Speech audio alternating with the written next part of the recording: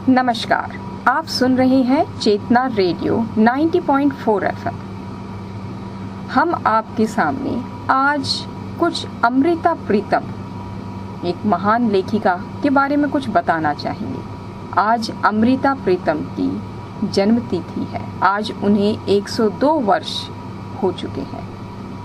दुनिया में मौजूद नहीं है, मगर कहते हैं ना, आदमी ऐसा कर्म करो कि जब वो दुनिया से जाए तो पीछे उसका काम के थ्रू उसे लोग याद रखें। और ऐसी ही थी अमृता प्रीतम। पंजाबी की सबसे लोकप्रिय लेखकों में से एक थी। पंजाब भारत के गुजरेवाला जिले में पैदा हुई अमृता प्रीतम को पंजाबी भाषा की पहली कवयित्री माना जाता था।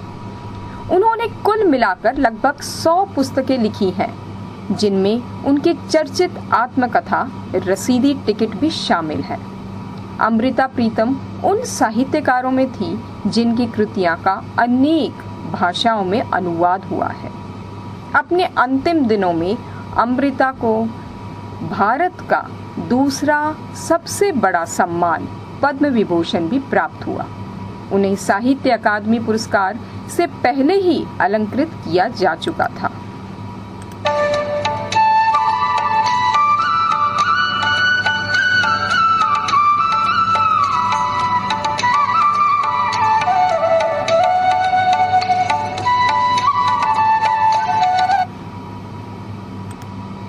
अमृता प्रीतम का जन्म सन 1919 में हुआ। बचपन बीता लाहौर में, शिक्षा भी वहीं हुई। किशोर अवस्था से लिखना शुरू किया, कविता, कहानियां और अनेक निबंध। प्रकाशित पुस्तकें 50 से अधिक हैं। महत्वपूर्ण रचनाएं अनेक देशी विदेशी भाषाओं में अनुदित अमृता प्रीतम को भारत पाकिस्तान की बॉर्डर पर दोनों ही तरफ एक सा प्यार मिला। अपने 6 दशकों के करियर में उन्होंने कविताओं की 100 से ज्यादा किताबें, जीवनी, निबंध और पंजाबी फोक गीत और आत्मकथाएं भी लिखी। उनके लेखों में उनकी कविताओं को बहुत सी भारतीय और विदेशी भाषाओं में भाषांतरित किया गया। वे अपनी एक प्रसिद्ध कविता अज अखा वारिस शानू के लिए काफी प्रसिद्ध है। ये कविता उन्होंने 18वीं शताब्दी में लिखी थी और इस कविता में उन्होंने भारत विभाजन के समय में अपने गुस्से को कविता के माध्यम से प्रस्तुत किया था। एक नॉवलिस्ट होने के तौर पे उनका सराहनीय काम सन 1950 उनके उपन्यास पिंजर में हमने देखा है।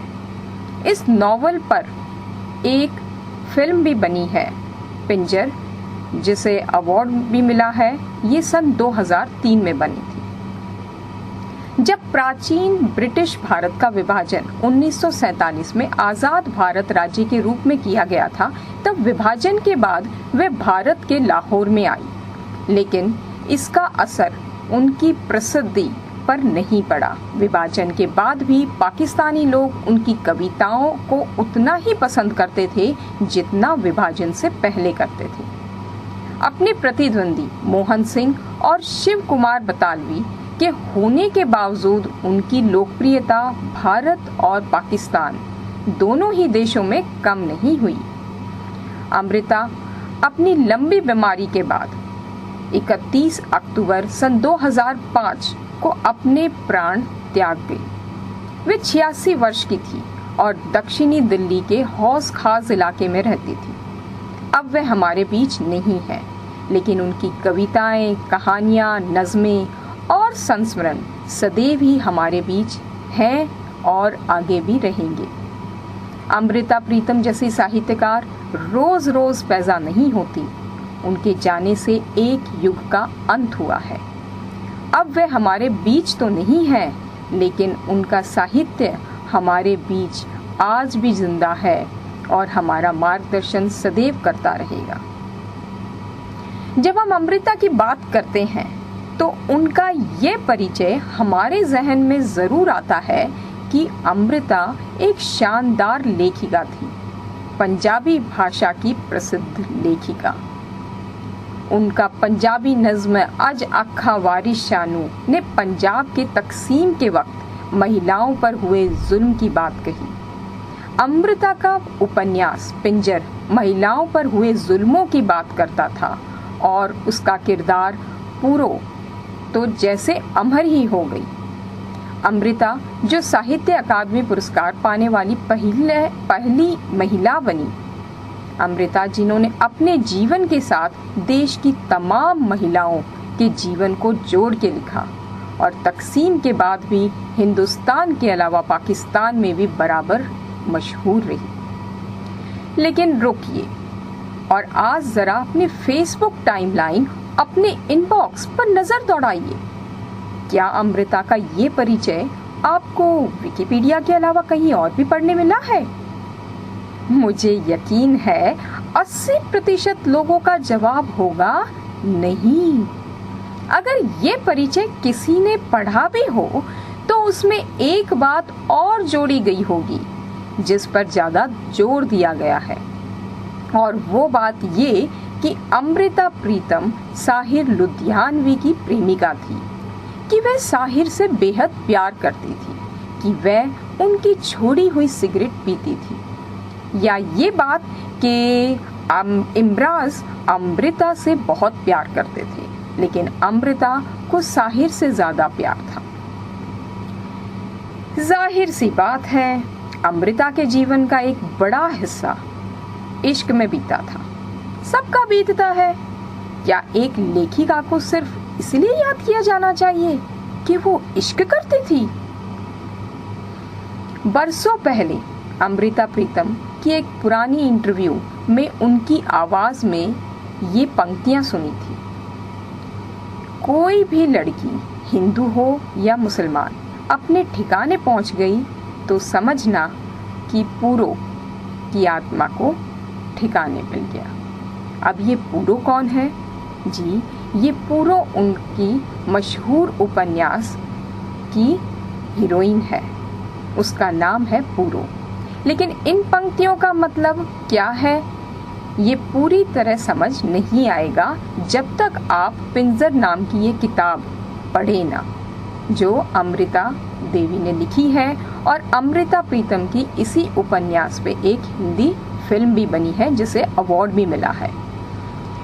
उपन्यासकार पिंजर बनाया जिसपे इस फिल्म में उर्मिला मातोंडकर ने पूरो का किरदार निभाया। वह एक हिंदू लड़की थी। इस फिल्म में ये कहानी एक हिंदू लड़की की है जो भारत के बंटवारे के वक्त पंजाब में हुए धार्मिक तनाव और दंगों के चपेट में आ जाती है। पूरो की सगाई होने वाली थी।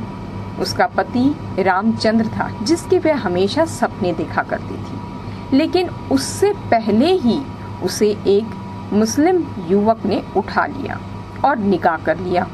माँ बनने के एहसास को पूरो अपने तन मन के साथ हुआ धोखा मानती रही। इस बीच दंगों में भड़की हिंसा के दौरान एक और लड़की अगवा कर ली जाती है, लेकिन पूरो अपनी जान जोखिम में डालकर उस लड़की को एक और पूरो बनने से बचा लेती है और सही सलामत उस लड़की को उसके पति को सौंपती है जो उसका अपना सगा भाई था।